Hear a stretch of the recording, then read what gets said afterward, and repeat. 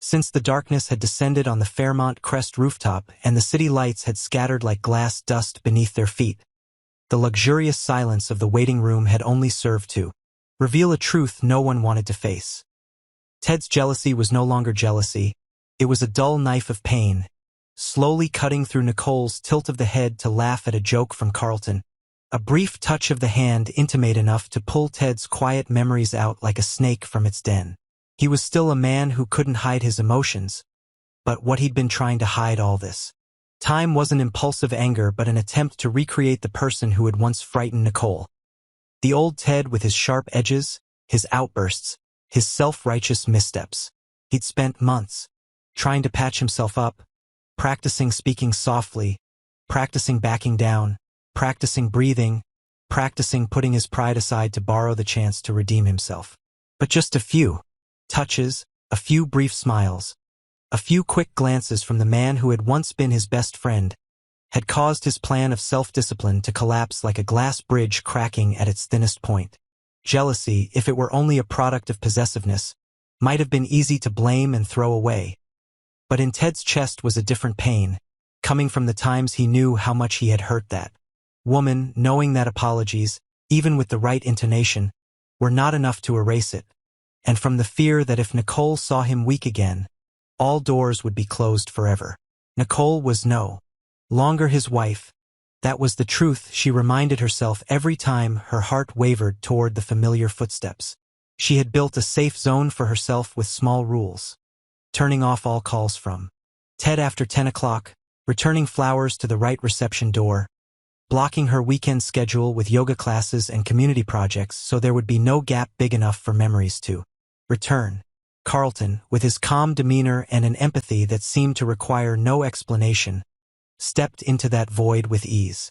With Carlton, Nicole didn't have to play the role of a strong woman who had memorized her lines. She could breathe normally, could smile without hanging a guard at the corners of her mouth. His kindness was like a quick-acting painkiller, covering up mental bruises with a layer of light powder. But the calm seemed too easy, too smooth, without any edges for the heart to stop and think.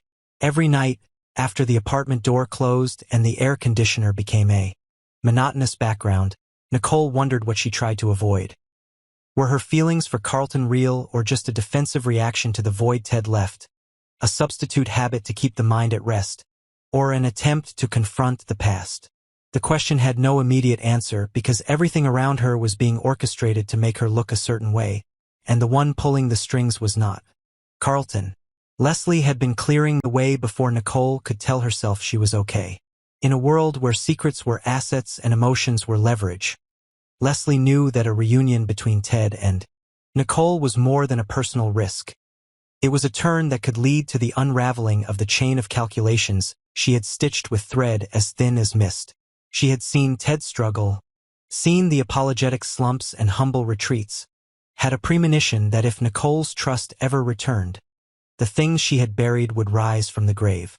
So, realizing that Ted's greatest weakness had never changed, his heart, Leslie chose to strike it with a velvet-handled knife.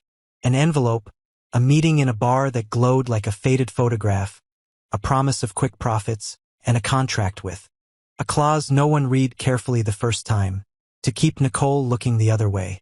Carlton needed money and thrills, a game to remind him he was still in control of the wheel of life. He signed like someone signing for a package, light as a feather, and from that moment became the perfect tool in the plot Leslie was pulling from the shadows. The following weeks flowed like a finely choreographed play. Every well-timed smile from Carlton, every chance encounter in the hallway where she needed someone to hold the elevator door, every text message asking how she was doing, was a link in the chain of events that would push Ted into the cold. When Ted sent flowers, she was silent. When he appeared on the porch, she held the doorknob like a demarcation line. When he tried to explain, she looked over his shoulder into the space behind her, letting the words fall without a response. To outsiders, it was just a tearful love triangle. To Leslie, it was a matrix with all the buttons locked. To Ted, the silence was too unnatural to be self-protective. He began to notice an invisible pattern. The photos on social media always had angles that made him look like a stalker. The rumors in the waiting room only told one story. The once friendly waiters suddenly averted their eyes when he asked the name of the person who had booked next to Nicole the night before. His anger shifted from explosive to cold, from rage to determination.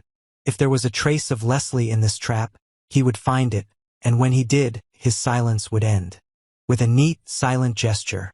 Carlton, meanwhile, emotionally detached, turning every gesture into a prop.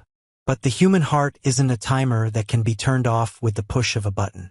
The moments when Nicole held her coffee cup in both hands to warm herself, the times she smiled when she thought no one was looking, the minutes when she listened to the rain and then closed the blinds to look at the sky, all those little things blurred the line between manipulation and emotion.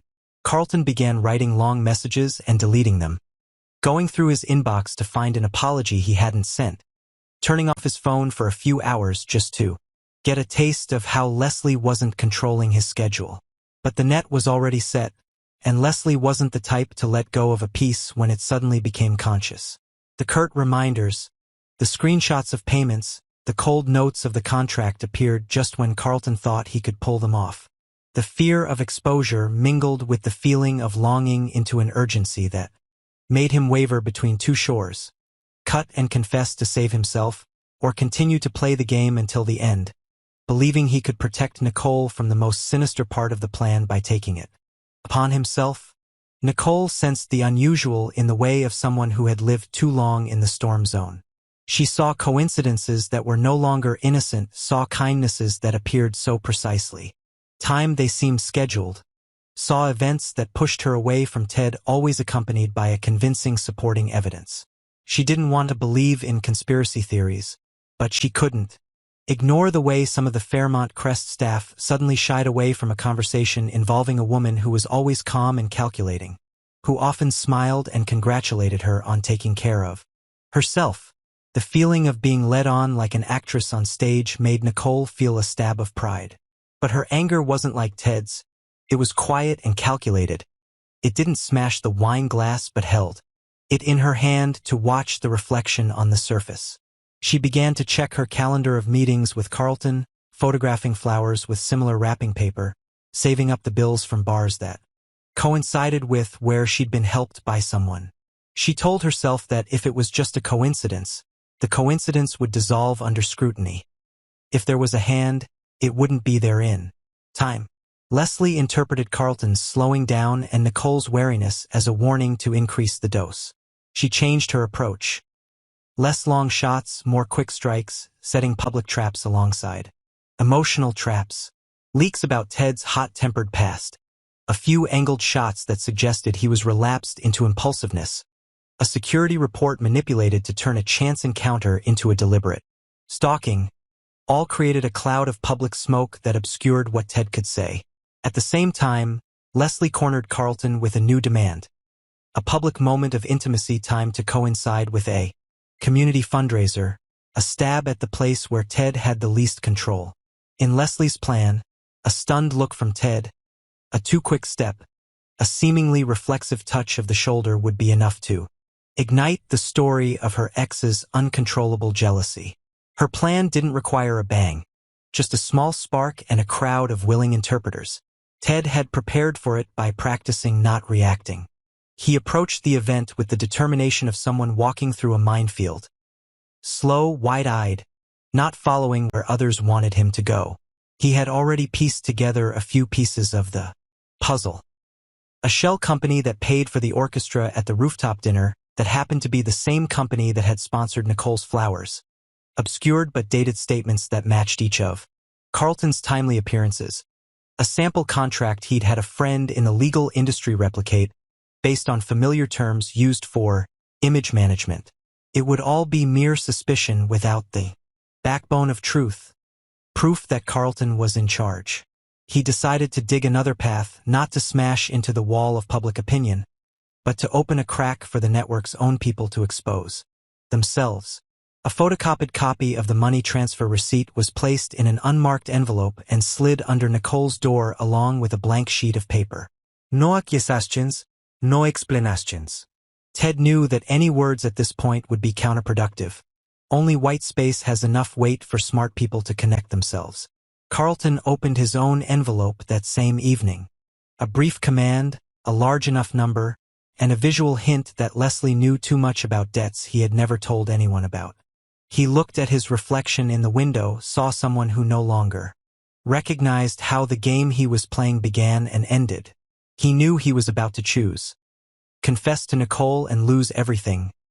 Money, honor, newly formed feelings, or continue the public act to complete the contract and disappear, leaving a woman whose heart was used as a prop. The guilt, when it became a moral burden, weighed like an anchor. He stepped out onto the balcony, watched the rain fall in strands, and for the first time thought of Ted not as a rival but as an unwanted mirror. Both had hurt Nicole in different ways, and both had told themselves it was because they wanted her to be happy. Nicole, opening the unnamed envelope, felt a kind of cold spread from her fingertips. The evidence was not clear enough to give to anyone, but sharp enough to cut a long scar through the smooth story she had allowed herself to believe. She placed those anonymous pieces next to the appointment calendar, next to the recorded coincidences, next to the vague feeling of insecurity that had been there for weeks, and realized that if she denied it all just to keep a little temporary peace, she would be betraying herself. But choosing to believe in that blank space meant admitting that her heart had been led like a polite puppet. She stood in front of the mirror, scrutinizing her eyes, trying to name her feelings for the two men who had pushed each other in her life like two streams. There was no easy answer, and perhaps no right answer either. There were nights when one had to choose to walk into the storm to find a transparent area. That night, the rooftop was crowded again. Donors held glasses of wine. The sound of laughter mixed with the sound of rain. Familiar music masked the tension of calculations leading to the meeting place. Leslie stood at the edge of the shadows with the leisurely air of someone who had already programmed the event, watching the positions like a spotlight coordinator. Ted appeared quietly, his stop not in a place of provocation but in the best observation spot, where he could see both stage and wings. Carlton arrived a beat later, his raincoat draped over his shoulders, his gaze lost between two edges of decision. Nicole chose to stand apart from them, a quiet spot between two scribbles. No one said a word to anyone. Everything was done in gestures, in half-second glances, in breaths that quickened and then slowed.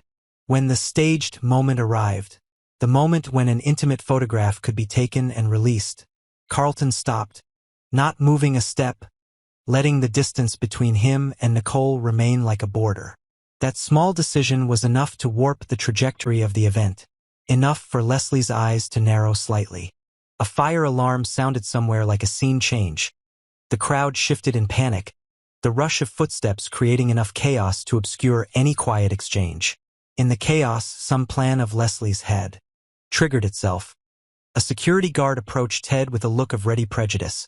Someone accidentally shoved Nicole, causing her to drop the envelope of evidence. A hand picked it up faster than anyone else could see. Everything spun like a shaken lens. Ted understood that this battle was no longer an emotional tug-of-war, but a battlefield of evidence and timing. He took a step back to avoid falling into the trap of reflex, keeping the composure he had practiced for months, and in his mind, planned an alternative route. No lights, no crowd, no public opinion, just black and white. Paper and specific signatures. Carlton, with his decision, knew which side he had chosen, but the price would come quickly. He would have to face Leslie and himself would have to trade temporary safety for a part of his mistake. Nicole, her heart pounding in her throat, understood that there were questions that could only be answered by finding them herself, not relying on any man's explanation, not letting anyone else set the path for her heart. When the fire alarm went off, the rain eased, the music changed to a softer, instrumental piece. Each of them held a piece of the new chessboard in their hands. Leslie did not lose immediately. Ted did not win immediately. Carlton did not clear his name immediately. Nicole did not find peace immediately. But cracks appeared, masks were out of place, and invisible threads showed some ends. From here, Every step was a difficult decision. Ted had to choose between exposing everything and causing an unforeseen chain of collapse or keeping something back for the safety of the person he loved. Carlton must choose to confess everything before being exposed or try to negotiate with fragments of the truth. Nicole must choose to trust her intuition even if it forces her to break a fragile balance. And Leslie must choose to burn all traces and bridges or to retreat in an orderly manner to preserve some of her power. The Fairmont Crest rooftop that night was no longer a place to watch the city lights. It had become a giant chessboard where trust was a pawn and the heart was a queen, each move a new scratch, each calculation a spark ready to ignite the mist of serenity. And when dawn came, someone would realize that all the explosions outside were just echoes of the silent war. Within, where jealousy, fear, ambition, and the will to redeem themselves collided into a light so bright that no one dared to look directly at it. But whether that light would illuminate the path to truth or just blind until all chance for redemption was missed, was a question each of them had to answer for themselves at the price they were willing to pay.